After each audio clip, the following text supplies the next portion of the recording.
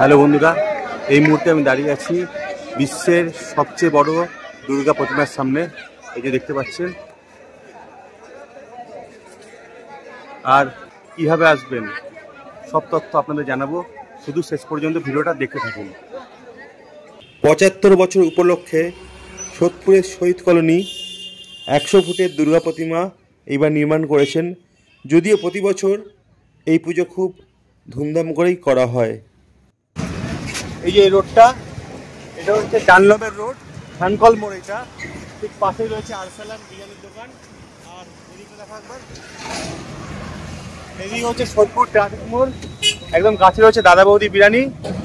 সোদপুর দিয়ে আসলে এদিক দিয়ে আসতে হবে, আর ডানলপ দিয়ে ওদিক দিয়ে এসে এই যে 75 শহীদ কলোনি লেখা মেন গেট, গেটটা দেখা, এই গেট থেকে ঢুকে দেখতে হবে সবচেয়ে বড় দুর্গা।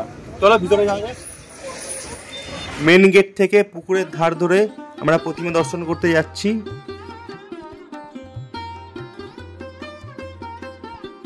এই পুকুরের মধ্যে এত লাইটিং হয়েছে এবং চারিধারে এত লাইটিং, যার প্রতিফলন জলে দেখা যাচ্ছে। এই দৃশ্য কিন্তু খুবই সুন্দর এবং মনোরম।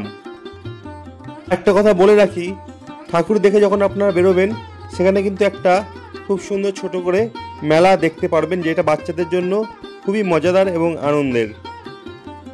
যারা দূর থেকে আসবেন, সোদপুর চেনেন না, তাদের জন্য অ্যাড্রেসটা একটু ভালো করে বলে দিই। মেন লাইনের শিয়ালদা শাখায় সোদপুর স্টেশনে নামবেন, তারপরে 1 নম্বর প্ল্যাটফর্ম থেকে বাইরে বেরিয়ে হাঁটা পথ মাত্র 5 মিনিট। 2-1জনকে জিজ্ঞেস করলেই বলে দেবে শহীদ কলোনি। সোজা চলে আসবেন।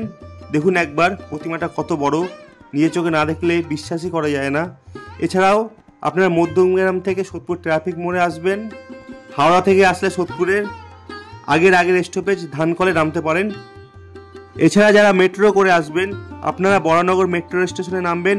সেখান থেকে নিচে নেমে অটো ধরবেন, বারাকপুরগামী যে কোনো অটোতে উঠে সোজা বলবেন ধানকল নামবো।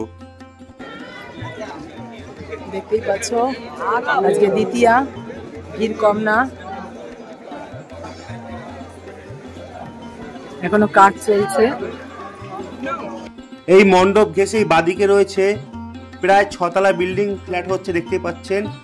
তার পাশে প্রতিমাটা দর্শন করুন কত বড়, মানে 6 তলা বিল্ডিং এর পাশেও অনেক বড় লাগছে এই মূর্তিগুলি।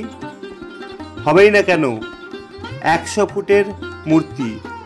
শহীদ কলোনি এবারের লক্ষ্য 75 বছরে 100 ফুটের দুর্গা প্রতিমা। খুবই সুন্দর লাগলো এই জায়গায় এসে, মনটা ভরে গেল আনন্দে।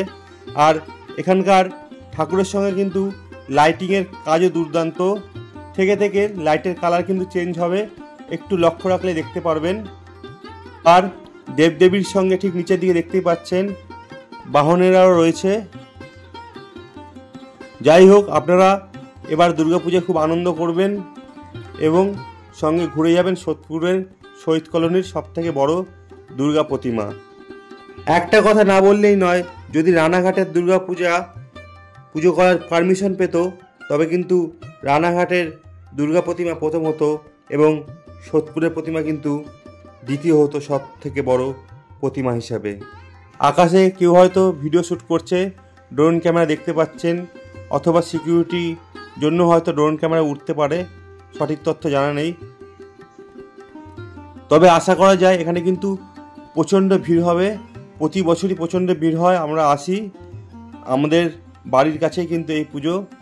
আর সোদপুরে এত সুন্দর পুজো হওয়ার জন্য আমি সোদপুরবাসী হয়ে গর্ববোধ করছি এবং নিজেকে খুবই ভালো লাগছে। মঞ্চ সেজে উঠছে, 5 দিন ধরে কিন্তু এই মঞ্চে ধুমধাম করে সঙ্গীত অনুষ্ঠান এবং বিভিন্ন সাংস্কৃতিক অনুষ্ঠান হবে।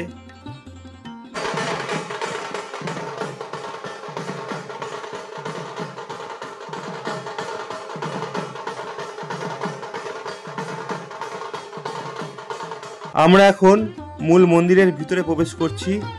এই যে দেখতে পাচ্ছেন দুর্গা প্রতিমা, এই প্রতিমায় কিন্তু মূলত পূজিত হবে। আর এর ভিতরেই আপনারা দেখতে পারবেন বিষ্ণুর 10 অবতারের মূর্তি, চোখের সামনে যেমন দেখতেই পাচ্ছেন। খুব সুন্দর দেওয়ালের কাজগুলো চোখে পড়ার মতো এবং ভিতরের লাইটিংও কিন্তু বাইরের মতনই বেশ সুন্দর।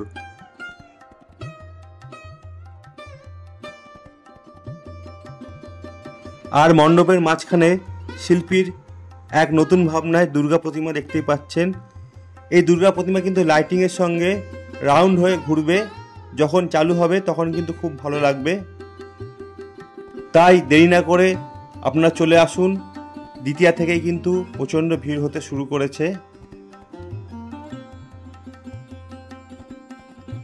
ওই যে দুটো প্যান্ডেল দেখতে পাচ্ছেন। যাই হোক বন্ধুরা, এখন বিদায় পালা। আমার চ্যানেলে নতুন নতুন ঘুরতে যাওয়ার ভিডিও আপনারা দেখতে পারবেন। যারা ঘুরতে ভালোবাসেন অবশ্যই চ্যানেলটি সাবস্ক্রাইব করবেন। ভালো থাকবেন, অপরকে ভালো রাখবেন। শুভ শারদিয়া।